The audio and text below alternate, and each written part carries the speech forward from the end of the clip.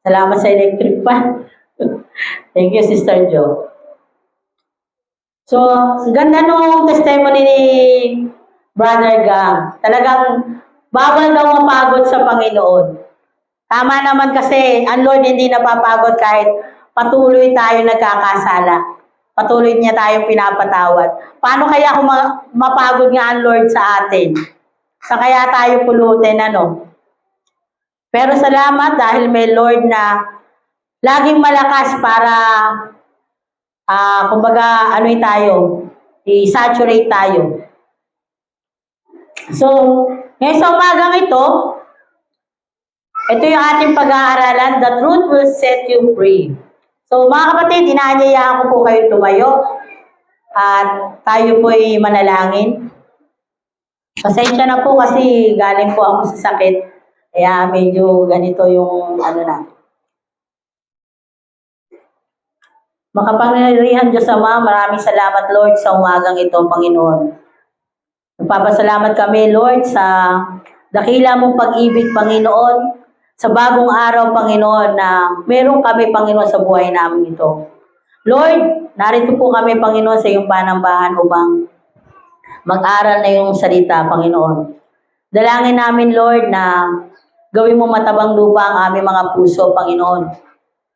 Upang, Panginoon, ang salita mo, Panginoon, na matatanim dito, Panginoon, ay mag-ugat at magbunga, Panginoon. Dalangin din namin, Panginoon, nabigyan mo kami, Panginoon, na makalangit na karunungan, makalangit na pangunawa, Panginoon. Upang ang salita mo, Panginoon, na maririnig namin, Panginoon, ay maunawaan namin at paintindihan namin kung paano namin at saan namin ito gagamitin. Lord, gaya ng salita mo, Panginoon, na ang katotohanan na magpapalaya sa amin, Panginoon. Lord, sa umagang ito, Panginoon, nagdi-declare kami, Panginoon, ng freedom sa lahat, Panginoon, ng gawa ng kaaway sa amin, Panginoon. At Lord, ang umagang ito ay magiging kakaiba, Panginoon, dahil ito, Panginoon, na simula, Panginoon, na makikita namin ang katotohanan mula sa iyo. Mapapalaya mo, Panginoon, ang bawat kapatid na narito, Panginoon, na sumasamba sa iyo, Panginoon, at naniniwala, Panginoon, na meron kang kayang gawin sa buhay namin, Panginoon. At Lord, ang katotohanan na masasaksihan namin, Panginoon. Nawa, Panginoon, dito kami magising, Panginoon. Dito na kami, Panginoon, mas lalong magkaroon na kaisipan na kumilos, manindigan sa pananampalataya na meron kami. Kaya Lord, sa umagang ito, i-bless mo po, Panginoon, ang puso ng bawat isa, Panginoon, na narito. Hayaan mo, Panginoon, na mag-penetrate sa puso namin ang iyong salita. At hayaan mo, Panginoon, na lalabas kami sa lugar na ito, Panginoon, na pinagtagumpay mo kami dahil, Lord, dala-dala namin ang salita, Panginoon, ang katagumpayan ng iyong salita. Maraming salamat, Lord, sa iyo ang lahat ng papurit parangal sa pangalan ni Jesus. Amen. So, ito po yung pamagat natin, The Truth Will Set You Free, na matatagpuan sa 1 Kapitulo 8, 31 to 32. So, basahin po natin.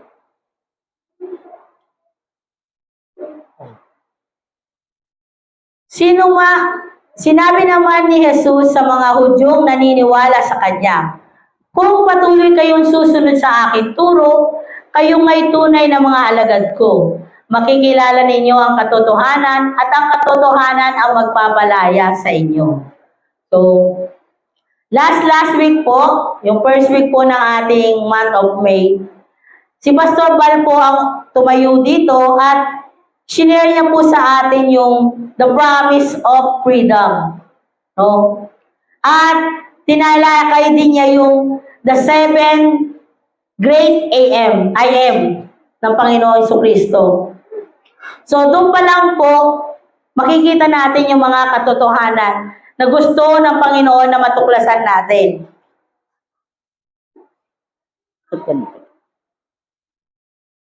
Sali lang po. Hindi ko may scroll eh. So, ngayon po, meron lang po tayong tatlong mga katotohanan magpapalaya sa atin. At mga kapatid, gusto ko pong hingin yung focus nyo na makinig. Atin po talagang pagbulayan yung salita ng Panginoon kasi napakaganda po nito. Siguro mga 10 minutes lang po tayo. So, napakaganda po at talagang kahit po may sakit ako ng buong linggo to, talaga po pinagsikapan ko po itong gawin. Talaga nakipag-cooperate ako sa Panginoon para mabuo lamang ito. Sana po ay humingi po ako sa inyo ng konting panahon lang po. Ano? So, sabi po dito, ang unang katotohanan magpapalaya sa atin, ang katotohanan tagasunod tayo ng Panginoong Jesucristo. Hindi lang.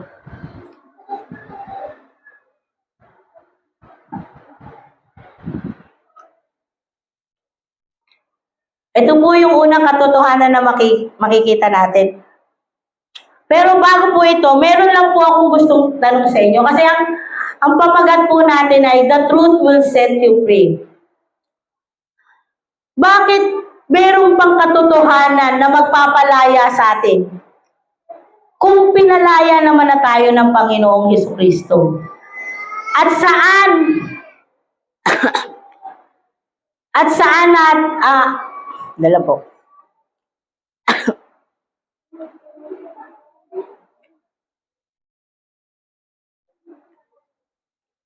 At saan ba tayo dapat lumaya kung tinanggap naman natin ang Panginoong Jesucristo bilang ating tagapagligtas? So, yun lang po yung dalawang iwanan kong tanong sa inyo.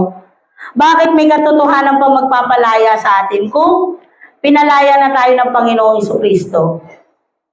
At saan ba tayo dapat lumaya kung tinanggap naman natin ang Panginoong Jesucristo bilang ating tagapagligtas? Talaga. So, dito po sa unang points natin, ang katotohanan tagasunod tayo ng Panginoong Jesucristo. So, si Jana. Jana, pakibalik sa napa yun. Doon sa una. Yan, okay. Sinabi ito ni Jesus sa mga Hudyong naniniwala sa Kanya. So, Hudyong naniniwala sa Kanya. Noong mga panahon na ito, ang mga Hudyo, ang pagkakaalam nila sa kanilang mga sarili, sila lang yung malaya noong panahon na to. At sila ay naniniwala sa Panginoong Jesucristo. Kapag sinabi mong naniniwala ka, ibig sabihin ay nananampalataya ka, tama po ba? Kapag naniniwala ka, ibig sabihin nananampalataya ka. So, kailangan lang natin ma-define kung ano ibig sabihin ng nananampalataya. Ibig sabihin ng nananampalataya, hindi ka lang naniniwala. Dahil ito yung salita ng Panginoon. Hindi ka lang naniniwala. Dahil sabi niya dito, kung patuloy kayong susunod sa aking turo, kayo nga'y tunay kong mga alagad. So, ibig sabihin, hindi ka lang maniniwala, patuloy kang susunod sa aral ng Panginoon. Kung patuloy kayong susunod sa aking turo, kayo nga'y tunay na mga alagad ko. Kung patuloy tayong susunod sa Panginoong Jesucristo, makikita natin ang katotohanan, tayo nga ay tagasunod ni Kristo. So, nung mga panahon na sinisimulan namin yung discipleship, tinanong kami ni Bishop. Sabi ni Bishop, ano ba kayo? Kayo ba ay Christian o kayo ay disipulo? So, kayo mo, tatanungin ko, taas ang kamay ng Christian. Taas ang kamay ng disipulo. So, dyan lang po muna tayo mag-ano, no? A true Christian is a follower of God. Yun po yung sinasabi. Sa Book of Acts po, chapter 11, unang tinawag na Christian ang mga sumusunod sa Panginoon. Ay yung mga dating Christian, the way back, yung mga sa Old Testament, no? They are identified Christian because their way of life, yung kanilang pamumuhay talaga, yun yung tinitignan. To be a Christian is to be a follower of God. They have their own ways. They have their own ways. Tandali lang. To be a Christian is to be a follower of God. Because they have their own ways of life according to the pattern of the Lord Jesus Christ. So, sinusunod nila talaga ang Panginoong Jesucristo. At walang duda doon, mga kapatid. Sinusunod nila ang Panginoon Jesucristo dahil sila ay tagasunod ni Kristo. Sila ay follower of God. At dahil dyan, tinawag silang mga Kristiyano. So, bago ka tawaging Kristiyano, dapat tagasunod ka na ng Panginoong Jesucristo. Madaling sagutin yung tanong na, Kristiyano ka ba? Diba, tayo pag tinatanong tayo, Kristiyano ka ba? Oo, Kristiyano ko. Sabi nga ni Brother Gang, Siyempre, Kristiyano tayo. Sumusunod tayo sa Panginoon. Pero, minsan, di ko nilalata, minsan talaga, nawawala na yung true essence ng pagiging Christian. Minsan nagiging name tag na lang siya. Minsan nagiging entitlement na lang siya. Nawawala na yung kahulugan talaga ng pagiging Christian. Madalas nating sabihin na, Kristiyano kami. Wala kaming relihiyon. Ang meron kami relasyon sa Panginoon. So, ang tanong, meron nga ba tayong relasyon sa Panginoon? Gaano kalalim ang ating relasyon sa Panginoon para masabing tayo ay mga Kristiyano? Para masabi na tayo ay taga-sunod ni Kristo? So, bakit natin magkaroon ng twist? Instead of tanungin natin sila ng, are you a Christian? Tanungin natin sila ng, are you a follower of God? So, kasi pag tinanong mo, are you a Christian? Talagang sasagot yan, oo, Kristiyano ako. Pero tanungin natin, are you a follower of God? Talaga ba sinusunod mo ang Panginoon? So, mga kapatid, kayo ang makakasagot niyan kapag may nagtanong sa inyo kung tagasunod kayo ng Panginoon. Kasi hirap naman sabihin ko sa inyo, ay ito, dito tagasunod, taga-ano lang yan. So, wala akong ganong karapatan. So, ang ini-insist ko lang sa inyo, malaman natin talaga yung kahulugan ng pagiging Kristiyano natin. No? Dahil napakalalim pala na salitang Kristiyano. Yung salitang Kristiyano, may kasama pala yung responsibilidad. May kasamang task. No? Pag Kristiyano ka, kailangan tagasunod ka ni Kristo. Yung description sa New Testament na Christian, dapat nakikita sa buhay natin. A follower of God. Sabi nga ni Brother Gam, bawal mapagod. Kung totoong tayo ay tagasunod ni Kristo, bawal mapagod sa atin. Bawal tayong magbigay ng rason sa Panginoon. Pera na lang siguro kapag alam talaga ng Lord yung talagang valid reason kung bakit wala ka. Magandang pakinggan na Kristiyano tayo. Pero yung likod ng pagiging Kristyan natin, maganda pa rin kaya? Nakikita tayo, linggo-linggo, dumadalo, umaawit. Paglabas natin sa panambahan nito, ano na yung bit-bit natin? No. So, ito yung katotohanan magpapalaya sa atin. Yung tanggapin natin na tayo ay tagasunod ni Kristo. So, kine-claim natin sa sarili natin, ligtas na tayo. Lagi sinasabi natin, meron tayong buhay na walang hanggan. Sa langit ang destinasyon natin. Tapos hindi natin masabi na tagasunod tayo ni Kristo. Ano yung umahad lang sa'yo para hindi mo matanggap na tagasunod ka lang ni Kristo? Tama na lang, meron kang name tag na Christian. Oh, nakikita sa'yo ay Christian to. Pero yung way of life mo, follower ka nga ba ng Panginoon? So mga kapatid, hindi lang tayo dapat taga-attend.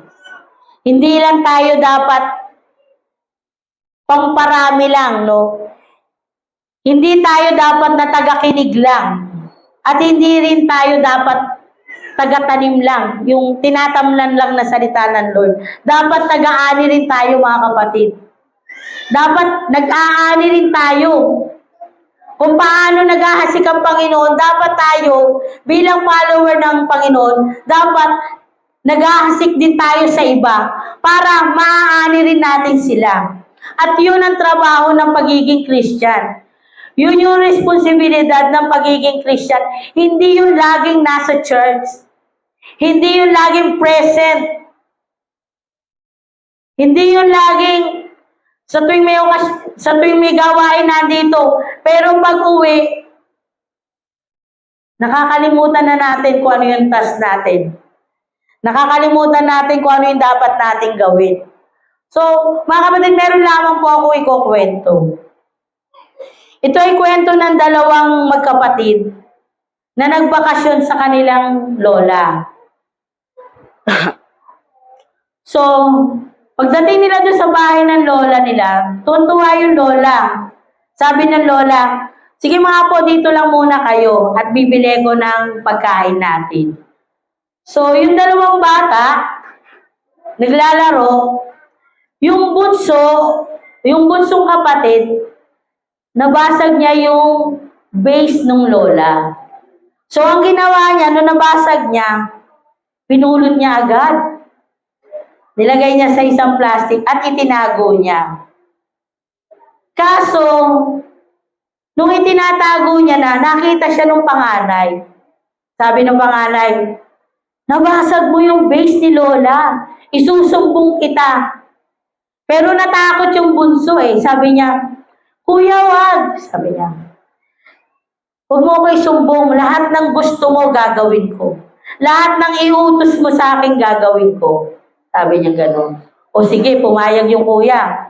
Sige, maganda yan, sabi ng kuya. Eh, dumating na yung lola. Sabi ng lola, tinawag yung panganay. Sabi niya, Apo, tulungan mo nga ako dito magbitbit ng mga pinamili ko. So, yung kuya, tinignan yung bunso. Nagmamadali yung bunso. Ako na po, lola.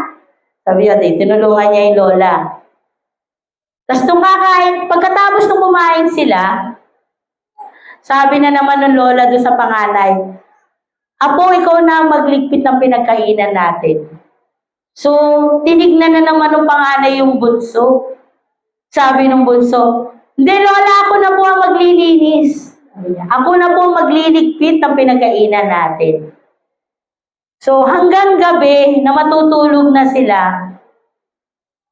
maglalatag na sila ng kanilang higaan. Sabi nung kuya,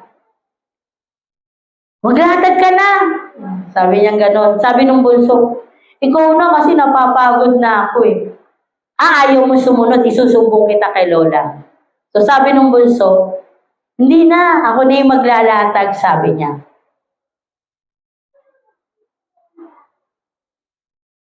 Nawala na naman. Wait lang po .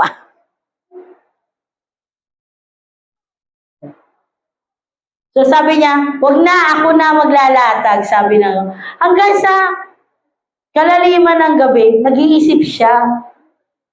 Bakit lahat ng inuutos para sa kuya niya, sinusunod niya, napapagod na siya. No?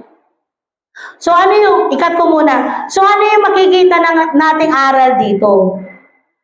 Kung nakagapos tayo sa kasalanan, wala tayong kalayaan at mahihirapan tayong sumunod sa Panginoon. Katulad ng bata, nakagapos siya, stronghold ng kuya niya, yung kasalanan na nagawa niya. So, hindi siya makalaya. Meron siyang gustong gawin, hindi niya magawa. Dahil mas inuuna niya yung inuutos ng kuya niya. So, kapatid, anumang gumagapos sa atin para hindi tayo maging makalaya, maging malaya at makasunod sa Panginoon.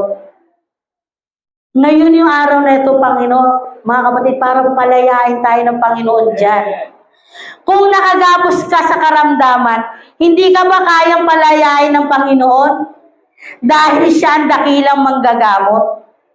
Kung nakagapos ka sa mga problema mo sa buhay, hindi kaya kang palayain ng Panginoon dahil siya naman ang good provider. Kung nakagapos ka sa magulong pamumuhay, kaya kang palayain ng Panginoon dahil taglay niya ang dakilang pag-ibig at siya ang hari ng kapayapaan. So mga kapatid, ano ang nakagapos sa atin para hindi tayo makasunod sa Panginoon? Ano man ang nakagapos sa atin, hindi imposibleng hindi tayo palayain ng Panginoon. Kaya ng Panginoon. Hinihintay lang tayo ng Panginoon. Tulad no sa bata, magdamag niyang inisip. Sabi niya, hanggang kailan ako susunod sa kapatid ko? Dahil lang sa meron siyang pinanghahawakan sa akin. So nag-decide siya.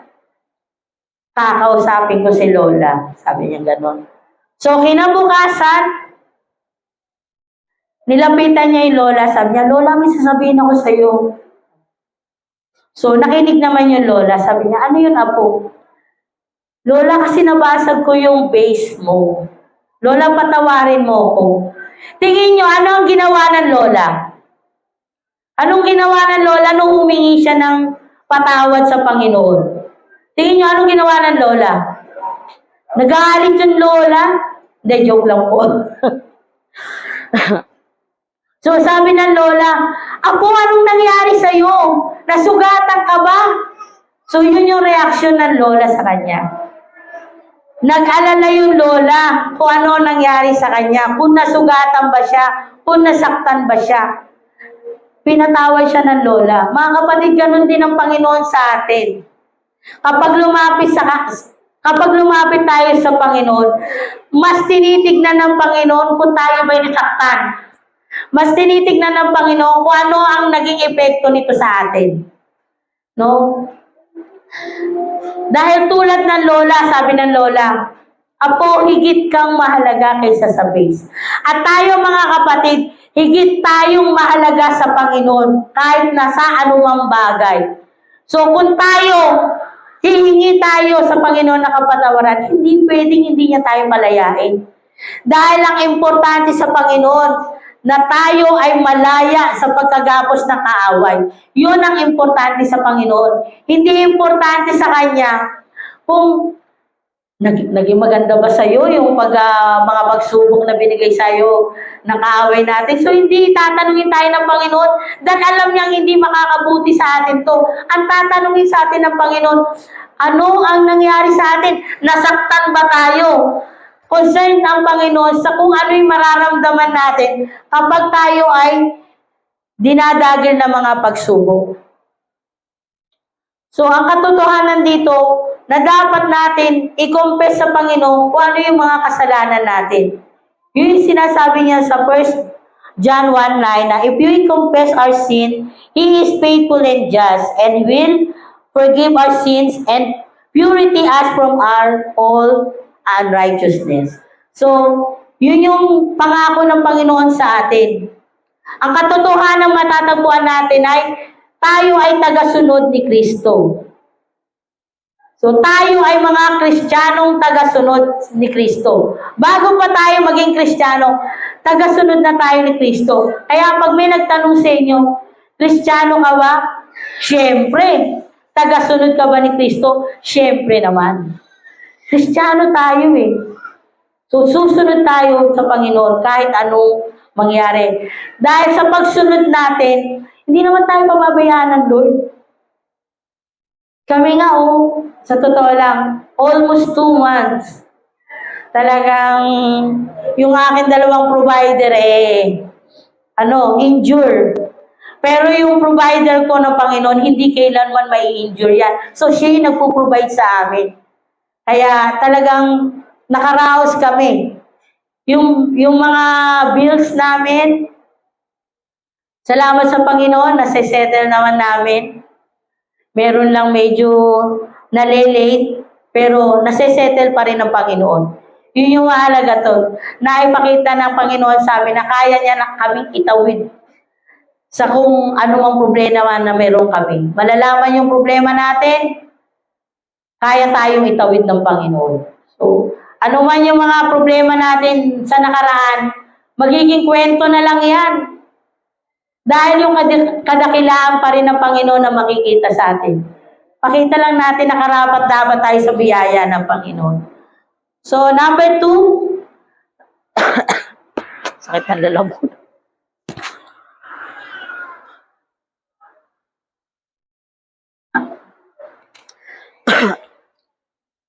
So, number 2, ang katotohanan, ang salita ay kasama natin at ang salita ay Diyos at nananahan sa atin. So, sabi sa John 1:1, nang pasimula ay naroon na ang salita at ang salita ay kasama ng Diyos at ang salita ay Diyos. So, ang salita, referring to Jesus. Ang salita, kapag binasa natin dito hindi ko pala naibigay kay sabi dito, nang pasimula ay naroon na ang salita. Sino yun? Si Kristo. Nang pasimula ay naroon na si Kristo. At ang salita ay kasama ng Diyos. At si Kristo ay kasama ng Diyos. At ang salita ay Diyos. At si Kristo ay Diyos. So ito yung Trinity ng Panginoon Jesucristo. God the Father, God the Son, and God the Holy Spirit. Ang katotohanan kasama natin, noon pa man ang Panginoon, bago pa likhain ang sanlibutan. So wala pa tayo, wala pa ang unang nilikha, naroon na ang Panginoon.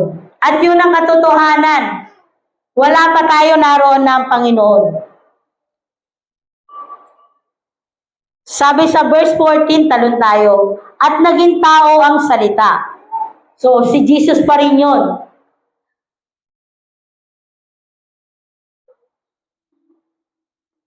Si Jesus pa rin ang sinasabi doon na salita. Refers to Jesus at yung pagparito niya dito sa mundo. By purpose. So, ito yung pagpunta ng Panginoon dito sa mundo na hindi lang basta pinapunta siya, kundi meron siyang layunin. Ano yung layunin ng Panginoon? Ang layunin niya ay manirahan kasama natin. So, yun sa sinasabi sa verse na mananahan sa piling natin. May dalawang, may dalawang meaning. Yung unang meaning na mananahan sa amin, yung salita ng Panginoon na mananahan sa puso natin. So, yun yung lumalago. Yun yung nagbibigay sa atin ng magandang bagong ako, bagong kayo. No? Yun yung salita ng Lord na matatanim sa puso natin at magbabago tayo at magbibigay sa atin ng transformation bilang dating tayo at magiging bagong tayo na. So, yung pangalawa naman na mananahan sa atin, yun yung literal na nakasama natin ang Panginoong Jesucristo. So, nanirahan sa piling namin, it means namuhay si Kristo sa mundo upang ipakita sa atin kung paano mamuhay nang sumusunod pa rin sa Panginoon. Oh. Tinuruan tayo ng Panginoon na ganito ang pamumuhay na dapat.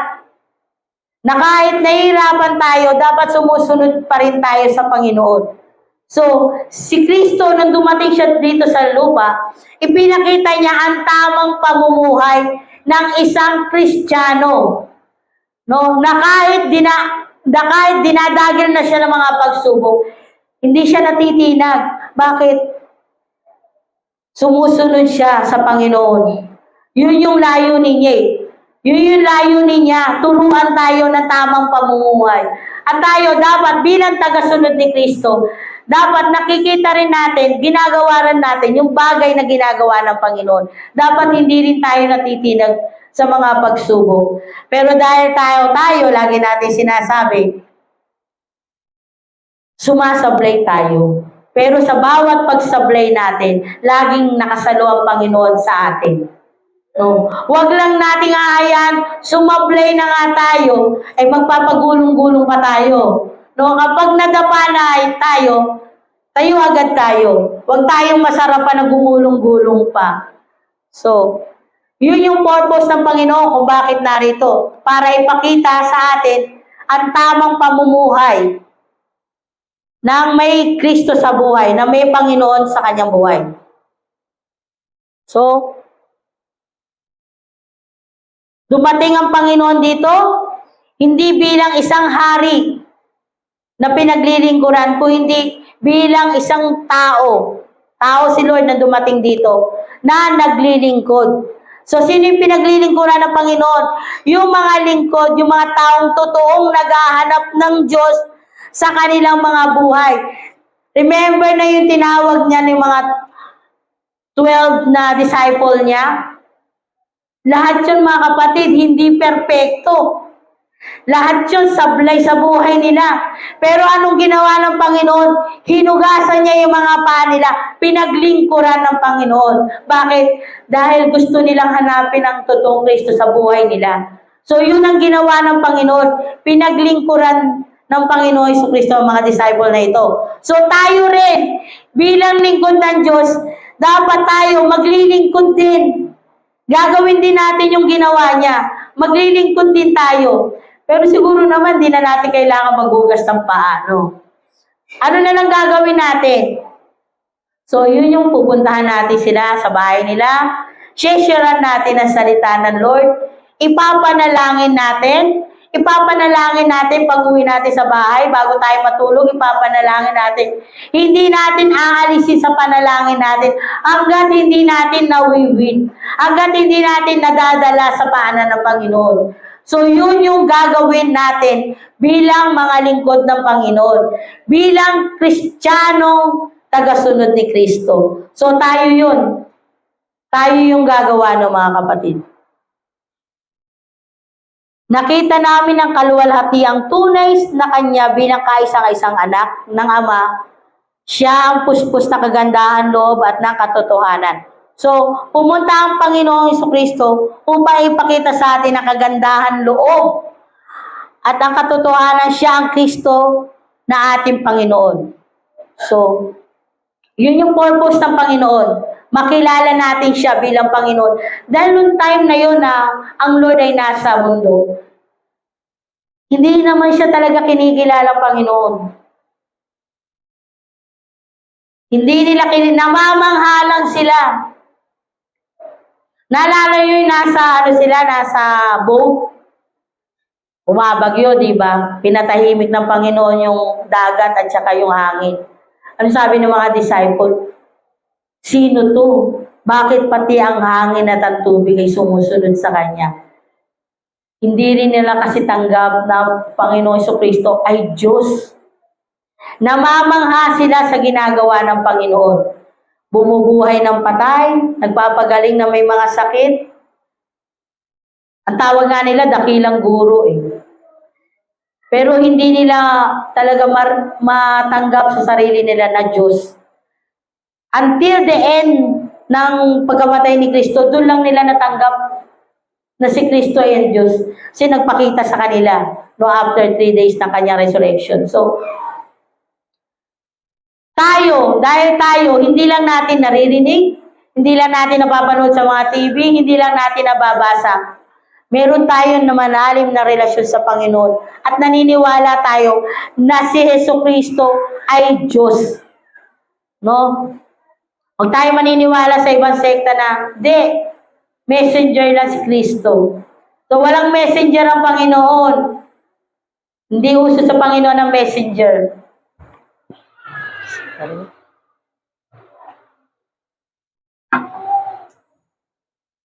Si Jesucristo ay Diyos.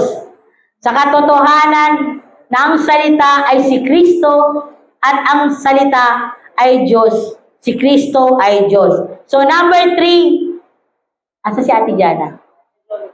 Si Jolo ba? So ito ay number 3. Ang katotohanan, si Jesucristo ay hindi nagbabago. Siya ang Alpha at ang Omega. So, si Jesus ay hindi nagbabago. Sabi dito sa Hebreo 13:8, kung sino si Jesucristo noon, ay siya rin ngayon at magpakailanman.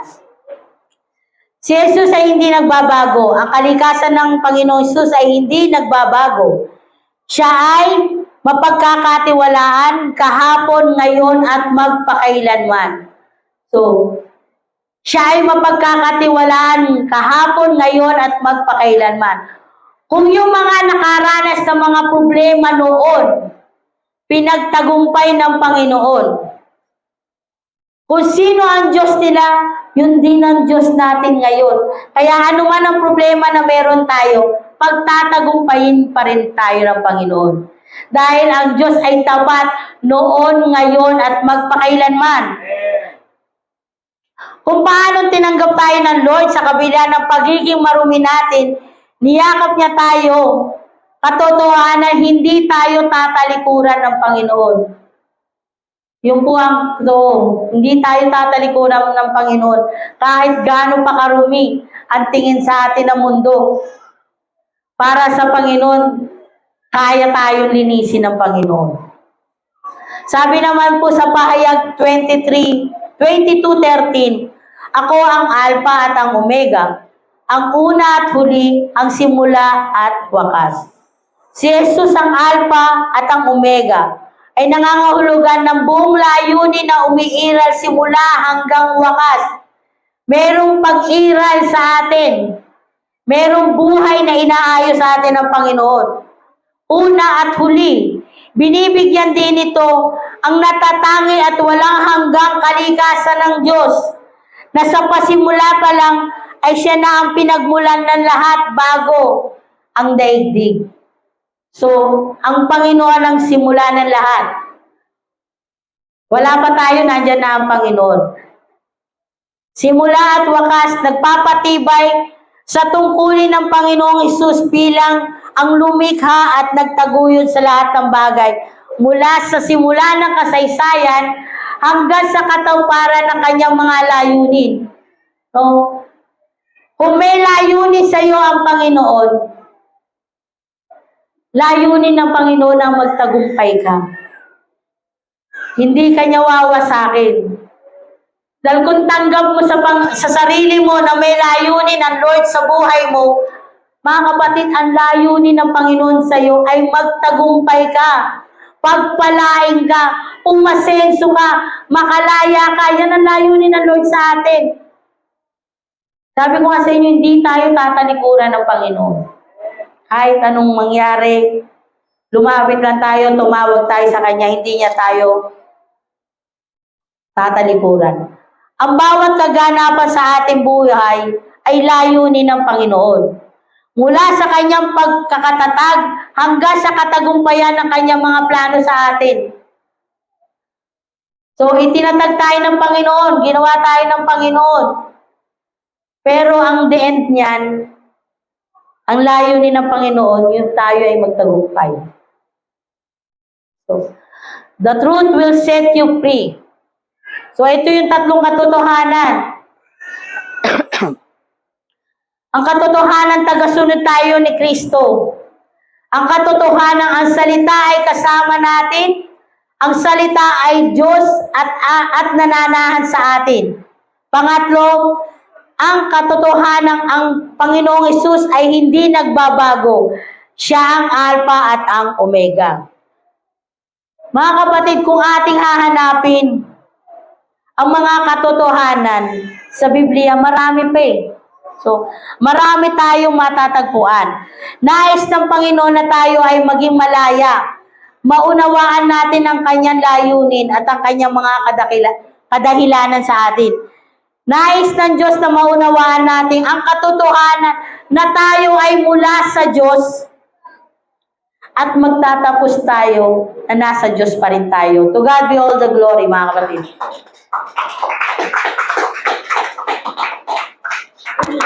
Salamat po, Luce.